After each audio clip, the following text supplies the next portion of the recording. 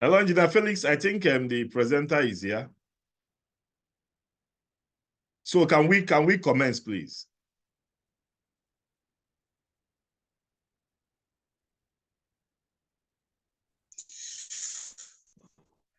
All right. Good afternoon, distinguished engineers. I hope our day is going fine. So today we'll be looking at another session or a public lecture. This is the 12th edition of our public lecture. So we'll be looking at engineering and the importance in you. So our presenters for today is no other person than Engineer Abdulawar Zubair. He is a fellow of the Nigerian Society of Engineers. He is also a fellow of the Nigeria Institute of Management Charter and also the chairman of the Institute Abuja branch. His field of expertise is from engineering management consultants. He is also in engineering marketing.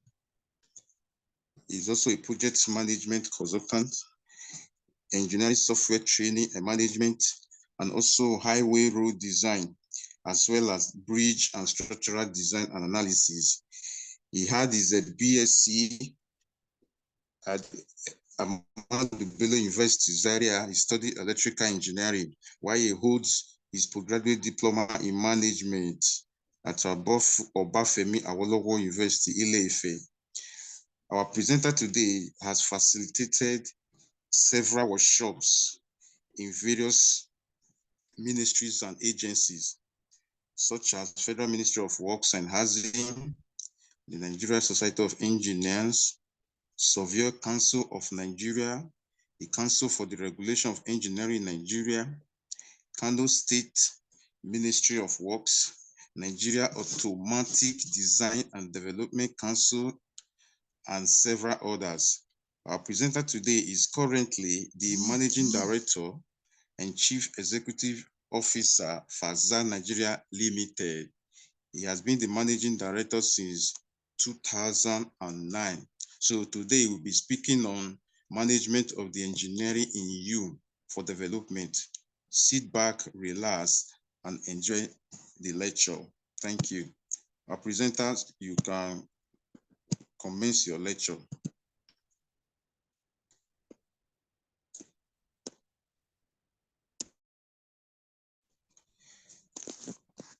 Hello, our presenter. You can commence the lecture.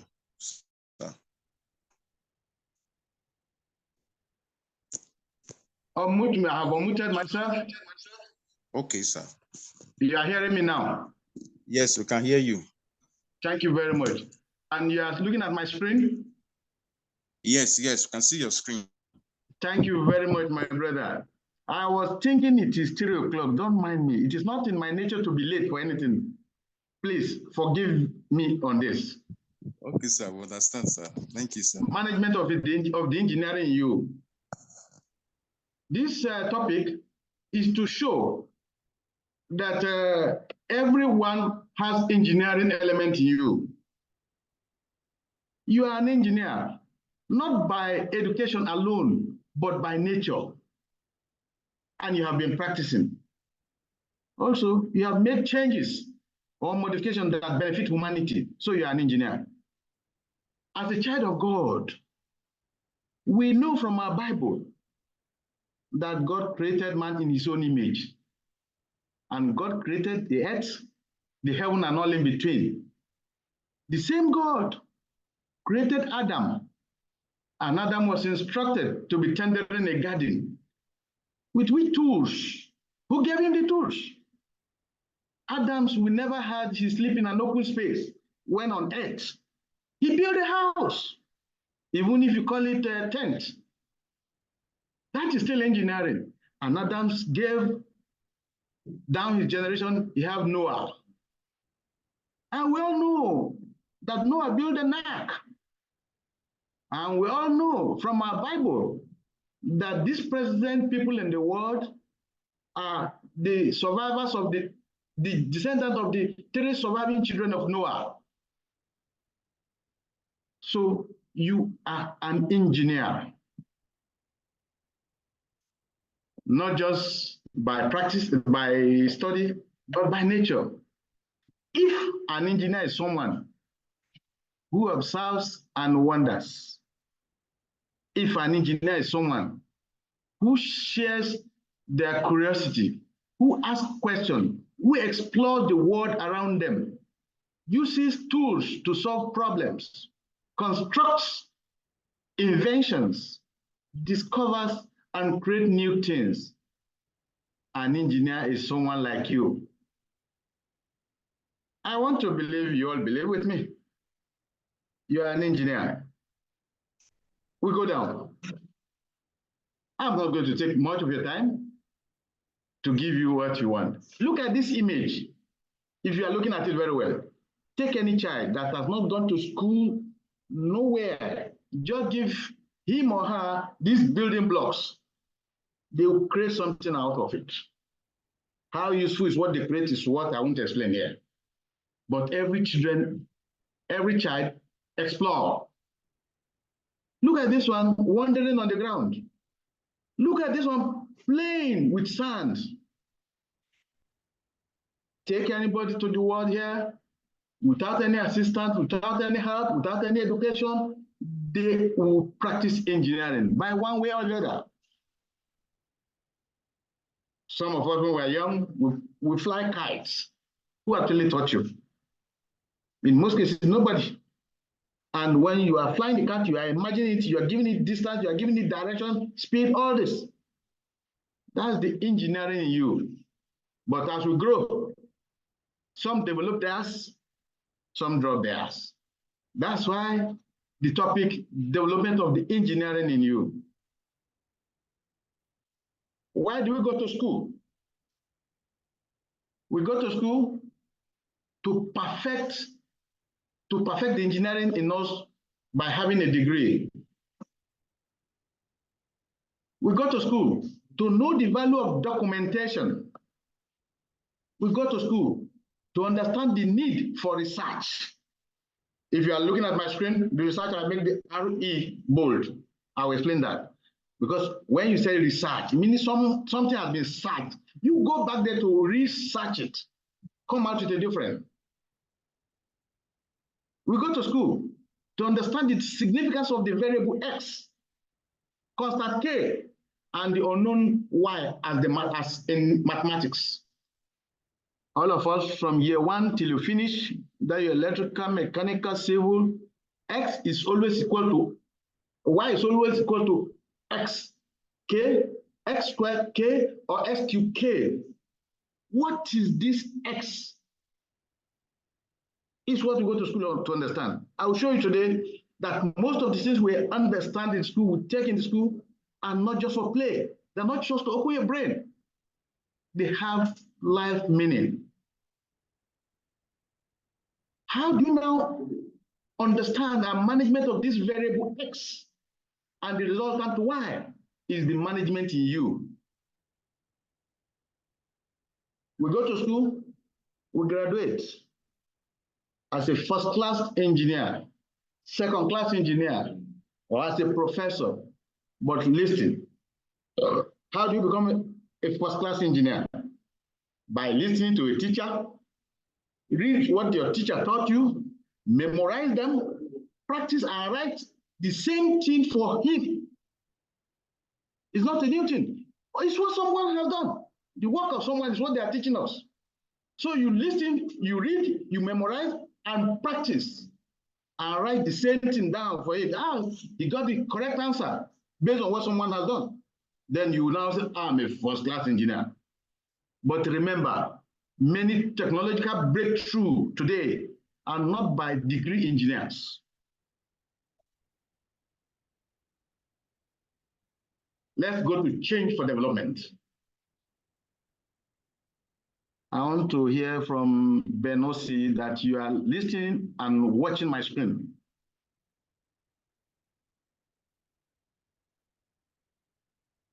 Fnse, sir. Hello? I'm with you, sir. Yeah, hello, we are with you. Thank you very much. Thank you very much. It's the way I configure my system. I need background assurance. Yes, carry on, sir. Thank you. Look at this graph on the screen. We call it equation of life. I was once discussing with an expatriate, talking about quadratic equation. He asked, what do you know about quadratic equation? I started blah, blah, blah. He said, no, quadratic equation is equation of life. Y is equal to ax squared plus or minus bx plus whatever is equation of life. How did it go? Let's say we have a variable here, and the variable is the effort you put in life. And the constant here is the time. And y remains the output. Every time you do your things the way others do it, you get negative report, negative result. Every time you attend class, you read, you do everything, everybody is doing the same way, but your own output will not be correct. At a time in your life, you feel like, God, why do you create me? You feel like, God, why am I on this world? You feel like committing suicide. That is the down point. If you look at this parabola, the graphical solution of quadratic equation, at the end of that parabola, you see, we call it point of inflection. That point, you feel like, if I see acid, I better die and leave this world because I don't think this world needs me. If perchance you are able to hold fixed for a shorter time to that, your graph is about to turn going up.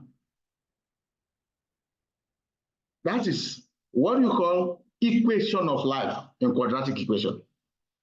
Now look at the other one when the parabola is upside down, facing down. You are raining. Everybody calls you Lawal, Lawal. The whole Nigeria knows you. You are the thing in every child, Lawal, Lawal. You are raining at your peak. Unless you are lucky, your graph is at the peak. It's still at point of inflection. You are about going down.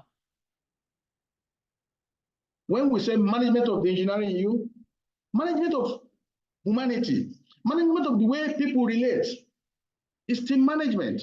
And you are using the elements you got from your engineering, from your mathematics, from all other things that come together to make you an engineering. Look at the sinusoidal equation. This one, we call it generational equation. It's applicable to generation. Let's assume the constant here is the lineage, Lawal's lineage. While the variable here can be time also. You will get a story that once in 20 years back, your great-grandfather was the richest man in your village, but you are the poorest man now. If you but wait again, after like 10 other years, his father was poor. This guy is rich now. He's now the governor of this. Because the graph for generation goes up, come down, goes up, come down, goes up. That's how the generation moves. This we have studied in engineering, but we were thinking that in engineering, we should just relate it to production of machines, infrastructure, design of this. No, it's applicable to humanity. Let's go into y is equal to ax cubed plus or minus bx.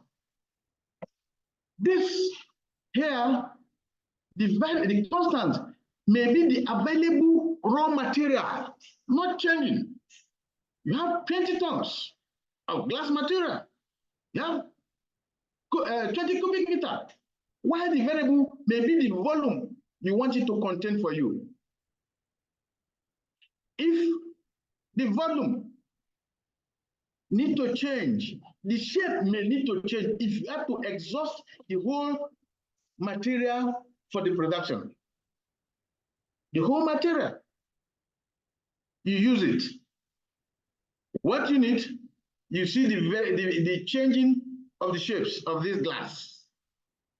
Y equal to AX cube is a production, is a manufacturing content for materials. It's not just solve the equation, no. As the variables change, the shapes change, the quantity remains. The quantity of the raw material remains. That is what that had to give us. Some people have changed this course of humanity without going through school. They didn't go to school. Look at this man called the Wright brothers, who flew the first man-powered and controlled airplane on December 17, 1903. This is just after 8 years, when a doctor of science, Lord Kelvin, in 1895 said that heavier than air flying machines are impossible, only to be proven wrong by the Wright brothers. The popular man, Mike Faraday. Mike Faraday was born dirt poor and has no formal education at all.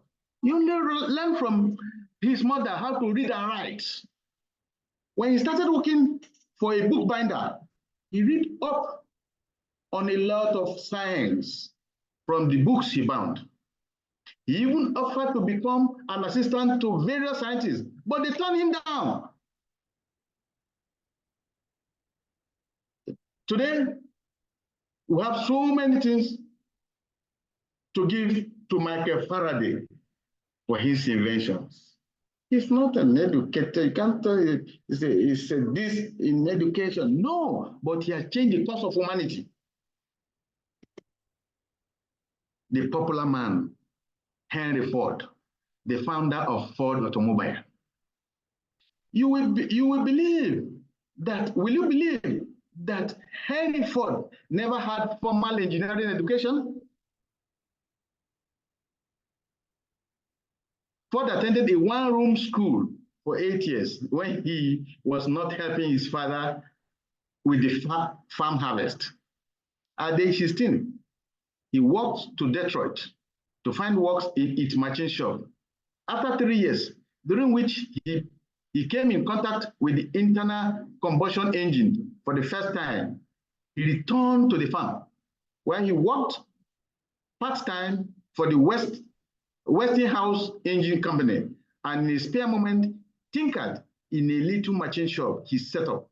Eventually, he built a small farm locomotive, a tractor, that used an old mowing machine for its chassis and homemade steam engine for power.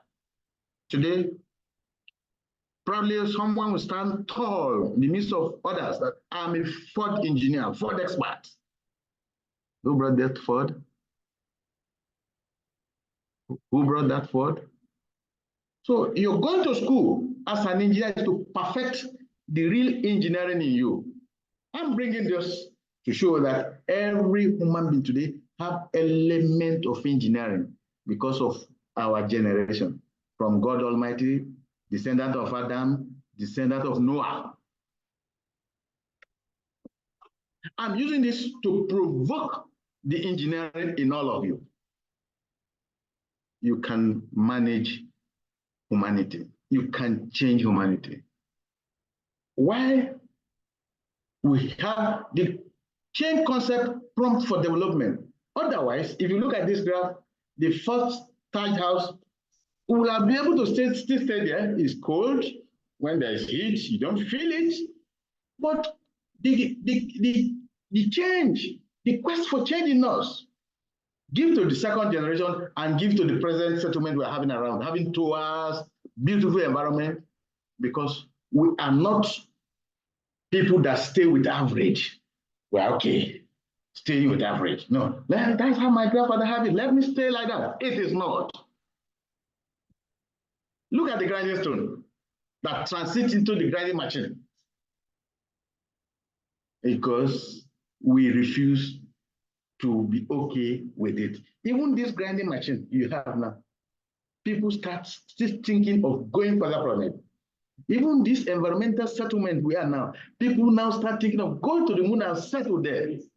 People now build their houses under the sea. Can you imagine that?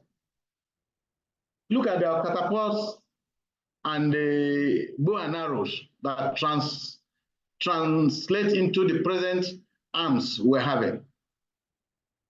That's not my main challenge. I'm coming back to Africa, coming back to Nigeria. All of us grow to meet our great-grandparents that pounded yam. You be Yoruba, you be Igbo, you be Hausa, you be Bira, you be Nupe. Pounded yam is our food. Then by now, we should have had a way of pounding this yam better, easier, faster than what we have. If there's no engineering in you, if you build a machine or if you develop anything that is like a version 2 of an existing thing, and the version 1 is better than the version 2, I don't see any development there. If you look at this graph very well, this image very well, the one in the center was to be called pounded yam, brought to Nigeria by a non-pounded yam eating nation. When we're not to do, look at the one with green and ash color was the one we built. Look at the weight, speed of operation. Look at the beauty. Look at the power consumption. Is the version 2 better than version 1? Go to the oil. Shell Petroleum is from Netherlands, a place without oil. Ukraine in war, still sending palliative to Nigeria. The engineers, let's wake up. We need to wake up. We met our great-grandfather. Up to now, there's no device you can just take 3 minutes and get your pounded yam ready on the table, except you carry this big, gigantic, and okay. Let's manage the engineering us, and let's know why it's somehow difficult. As a graduate engineer, we fear failure, and the fear of failure leads to fear of change. We want to maintain a particular class. I'm in 210, I don't want to go down. I'm in first class, I don't want to go down. I, Engineer Abdullah, will share with you my university experience. As undergraduate, I told my supervisor, I want to make a device that when you put in a car and the car is racing, some distance before an obstacle in the front or at the back, it will beep you an alarm. At a shorter distance from that, it should engage automatic brake. The supervisor said, wow, it's a good idea, but be ready to spend extra 5 years. No, that scared me. Poor boy like me, that's coming from a very poor background, I cannot spare a semester extra. He just said, you should be ready. It's possible, but be ready to spend extra 5 years. That's the end of that chapter. Just 3 years or 4 years after graduation, I started seeing Volvo having a radar sensor in the front and the back that is doing what I was thinking. In the school, we just listen, read, memorize, and write as exact on what someone has done. No, we are better equipped than what we are doing. We can do better than what we are doing. We have a problem here because we decide not to be sharing ideas. The conservative nature of our society is what is inhibiting the development, engineering development here. Okay, if the first engineer known by name and achievement is Imoheb, the builder of the step pyramid at Saqqara in Egypt, 2550 BCE, meaning engineering. If civil engineering is the oldest engineering practice, meaning the earth engineering started from Africa. Why are we still like this?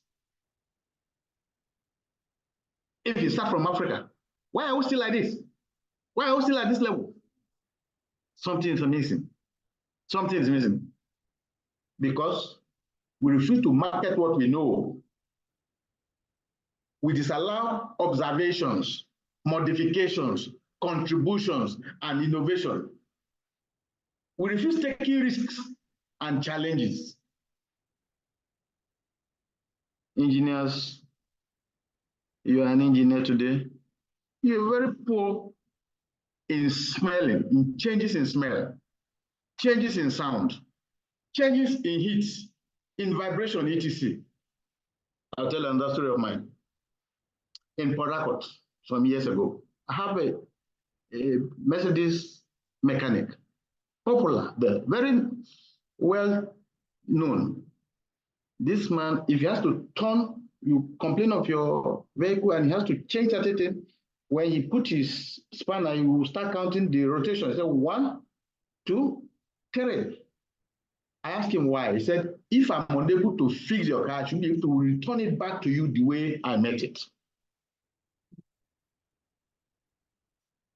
If you remove nuts from a particular car, you put it in a container, and you make sure until all these nuts are returned effectively, correctly, the car will not leave. But today, some educated engineers take your vehicle to them, they remove 7 nuts, they put 5, they say, guy, no matter. It matter. Our other challenge is that we are lovers of average. We don't strive for best. Go to Abuja Techno Fair, you will see good concept by engineers, good concept, good machines, but the aesthetic is poor. The power consumption is awkward because the same engineer that come out with the concept of the machine will be the same person that weld it. He won't give it to the best welder available. The welding will be so rough. He will be the one to paint it.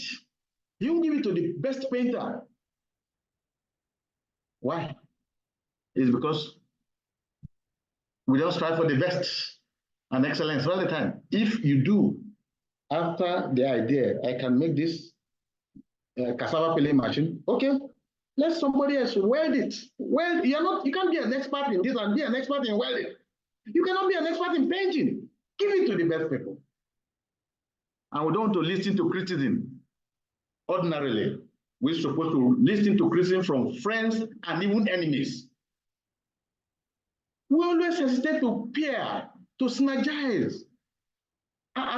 Engineers, if we know our limitation, we'll pair with the best for better.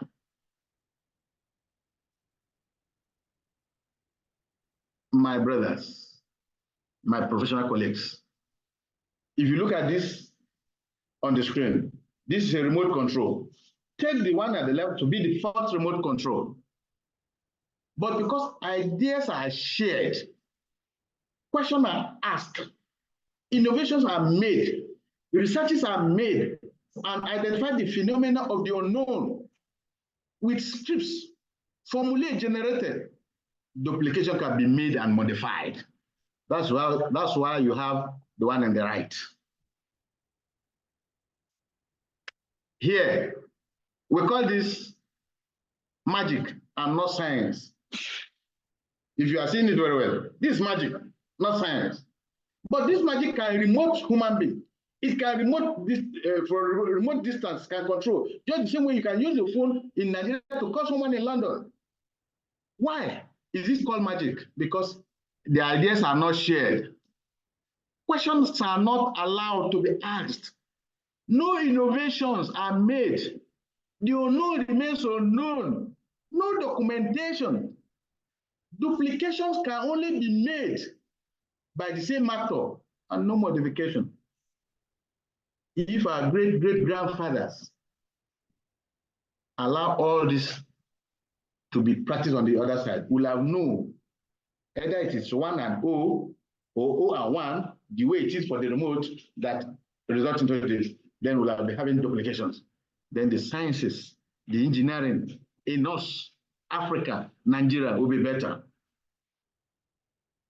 Then I want to define engineering as an individual pursuing happier life of mankind.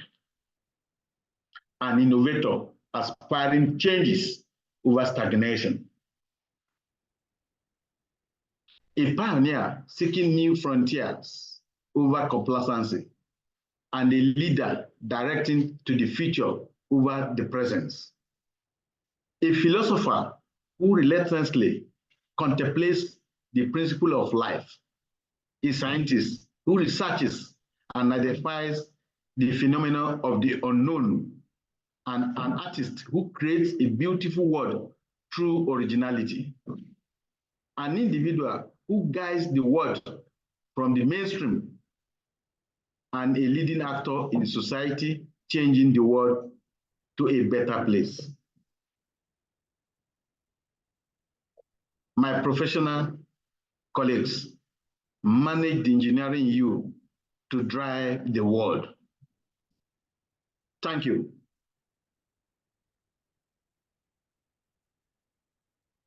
Yeah, thank you, our presenter, Engineer Zubair. Do we have any question? If you have any question, go to the chat comment, the chat box, and raise your hand.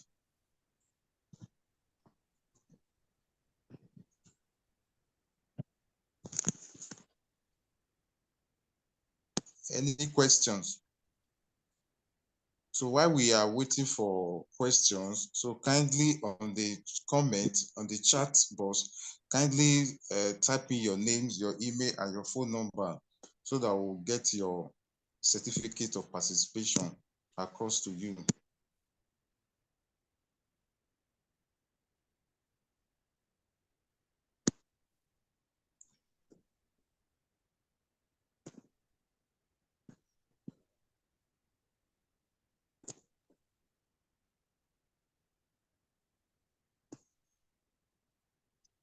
Yes, any question? Okay. Can we take question and comments?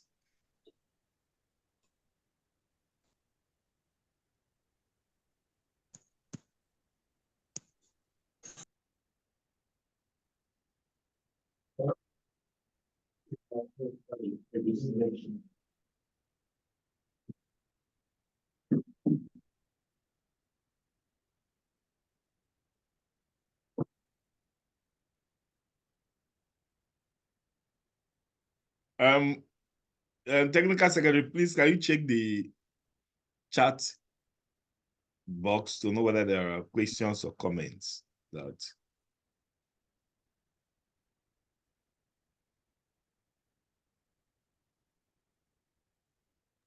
Okay, Rachel Ijoma, you said you have a question. Okay.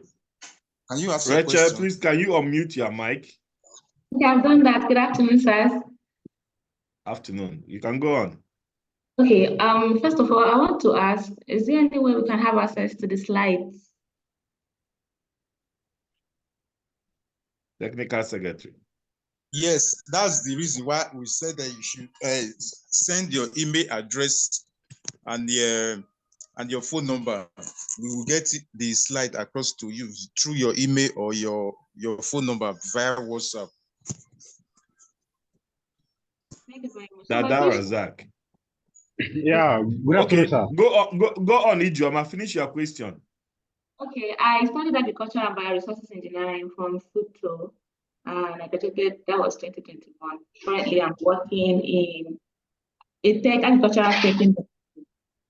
So my question is, while I was in school, I was kind of bothered about engineer mentioned, I think a tech fair or something in Abuja they are having designs that are archaic, designs that don't have aesthetic value. So my own concern is, and also a question is there any way the university engineering lecturers can be maybe, will I say trained, how to improve on what they teach their students? Because I've noticed that over the years, that this innovative mindset is not being taught to the young engineers. And they graduate with repeating researches that have been done over and over again, and maybe the researches are not even working.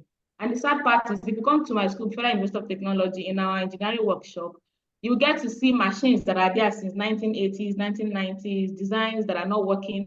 And you will see a lecturer that will tell a student to repeat the same research that somebody did and it is not working. So is there any way that the Nigerian Society of Engineers can maybe hold lecture or training on how they can be modifying this? In the world, I know is moving forward, and we are still doing cassava pelleting machine, cassava, all those kind of designs. So that's basically my question. Okay, I think the next person should go on after the guest lecturer can respond to the two questions. Okay, yeah, good afternoon, sir. Can you hear me? We can hear you. Thanks for the presentation. My own question is that, most of this, if you say you want to design from scratch to compete with what is being sent down from China, from all these developing countries, you see that the cost of the cost of production here will be much higher than importing from overseas, from China. When you want to, because there's a between producing one product and mass production. When we're talking about mass production, you have tested your prototype, it has worked fine, it's a good idea, but for you to now mass produce it for commercial purposes now, the cost of production here is much higher.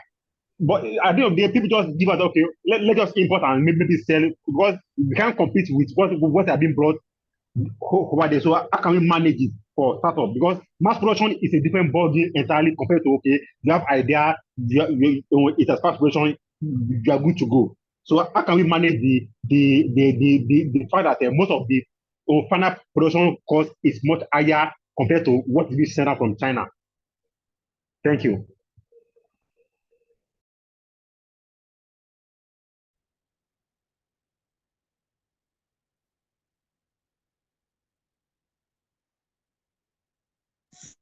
Okay, our presenter, kindly go ahead and answer the questions, sir.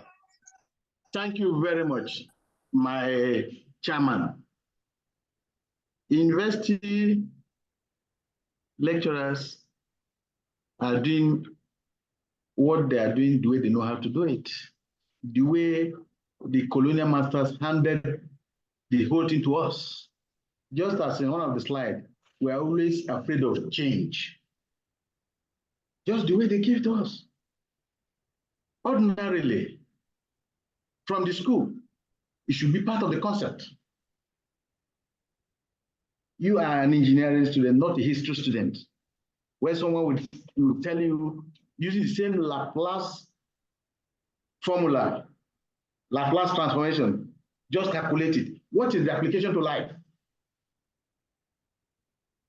What is that? They don't. Either they don't know it or they don't want to go beyond what they know. But it's just a time. There is a transition. It will change. Your teaching student today is going online to research ahead of you. So there's fire on their bum. It will change naturally. Thank you. For the mass production, that has to go to the economy of the nation, the nature of the nation. How are we motivated?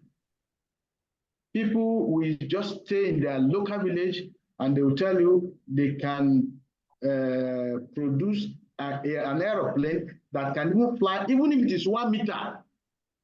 In developed nation, these kids will be trained for better work. They will have mentees with them. They train them together.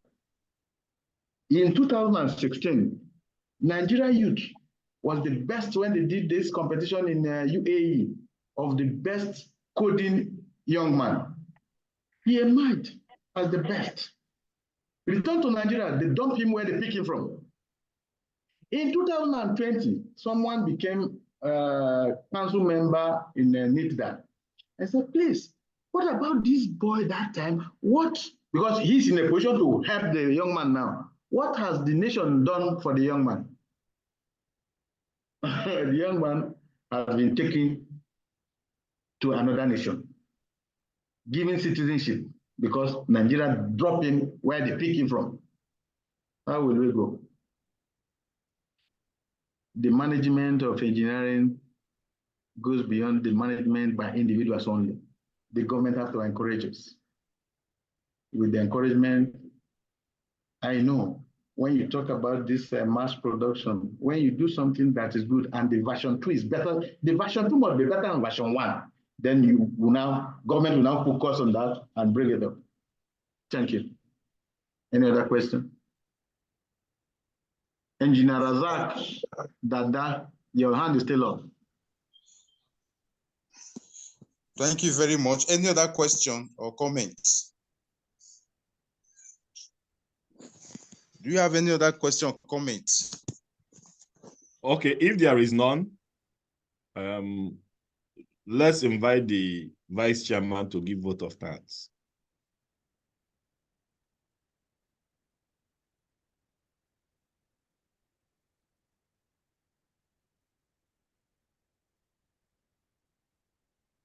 Vice chairman.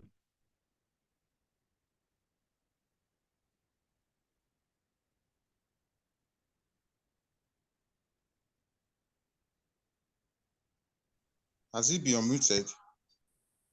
Yes.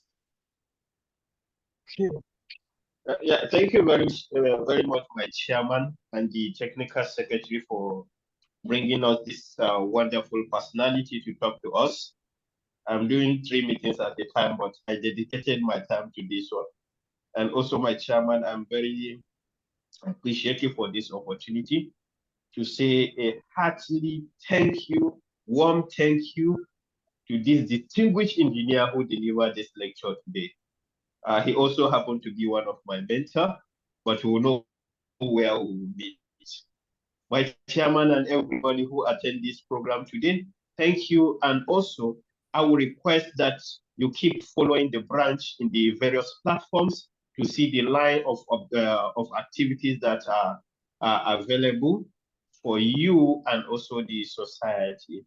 The developmental activities in terms of human capacity and resources that the chairman is putting in place is contributing enormously to the development of engineering and also the allied fields. Mr. Chairman, thank you very much. The presenter, thank you. TS, thank you very much. Thank you, Mr. Chairman, sir. All right, thank you, the vice chairman, and to all of us who have joined this presentation. We thank you and say have a very wonderful day. And please, we want to inform us, all our members who have joined us today, that please, our general meeting is tomorrow by 5 p.m. Please try as much as you can to attend. It's going to be a very wonderful meeting. And also on Friday, we'll be going for a technical visit to FCT 105 projects. Please, the takeoff time is 9:30, and we are going to be converging at the secretariat, NSC Abuja branch secretariat, by Dan Tata. And on Saturday, by 7 a.m., 7 a.m., we'll be meeting at the National Stadium. That's Package B, where we'll be having our health walk and a health clinic. It's going to be a walk, a 5-kilometer walk, and then we are going to be inviting doctors who are going to conduct free medical checkup on all our members who are going to be present. Please, as much as you can, try to be part of this event. Once again, thank you, and do have a wonderful evening. The TS, is there any other thing?